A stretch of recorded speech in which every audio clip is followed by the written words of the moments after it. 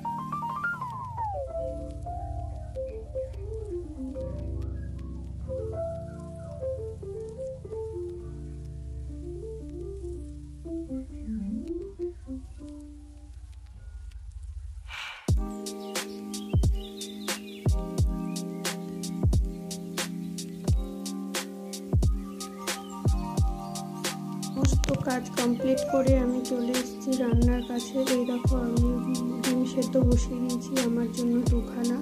এই দেখো, আমি সকালবেলায় এখন ডিম সেদ্ধ খেয়ে নেব।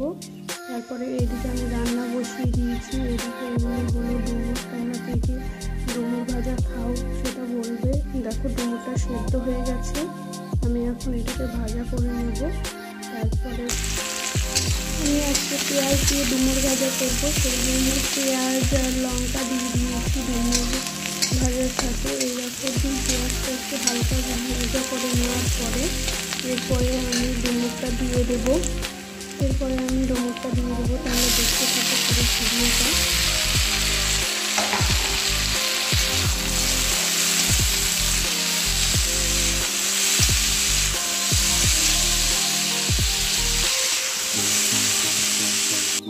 ডুমুর ভাজা হতে হতে বরমশাই বাজার থেকে চলে এসছে। এই দেখো নিয়ে এসছে ফল, আঙুর ফল নিয়ে এসছে আর ভেন্ডি নিয়ে এসছে। এখন ভেন্ডিটা আমি এখন কিছু করবো না, ভেন্ডিটা আমি দিলাম। এইদিকে আমার ততক্ষণে ডুমুর ভাজা হয়ে গেছে। এবার আমি শাক করবো। এই দেখো আমি শাক ধুয়ে দেখে পরিষ্কার করে কেটে নিয়েছি। এবার আমি শাক বসিয়ে দেবো। আর একদিকে বসিয়ে দিয়েছি এঁচোড় আর আলু সেদ্ধ। ওই আলু আর এঁচোড় করবো, আলু এঁচোড় করবো।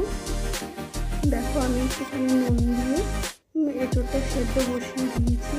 এঁচোড় সেদ্ধ হতে হতে আমার এইদিকে শাক ভাজা হয়ে গেছে। এই দেখো আমি এইদিকে শাক ভাজা করে নিয়েছি। শাক ভাজা নামিয়ে নিয়ে তারপরে আমার রান্না বসাবো।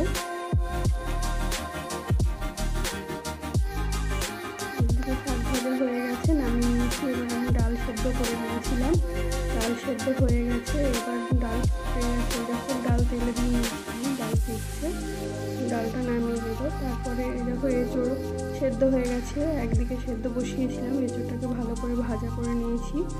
তারপরে এদিকে এঁচোড়ের জন্য মশলা নিয়ে নিয়েছি, আমি এঁচোড় করবো তাই মিক্সিতে এঁচোড়ের মশলা করে নিয়েছি। এই দেখো আমার এঁচোড় রান্না কমপ্লিট, আমি নামিয়ে নিয়েছি।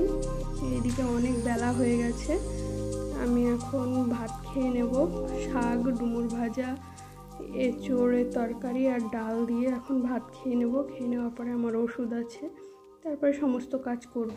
এদিকে দেখো কতগুলো এঁটো বাসন আছে। এবার বাসনগুলো আমি ভালো করে ধুয়ে মেজে পরিষ্কার করে নেব। তারপরে আমি যাব স্নান করতে। এই দেখো আমার পুরো বাসন রান্নাঘর পরিষ্কার করা হয়ে গেছে।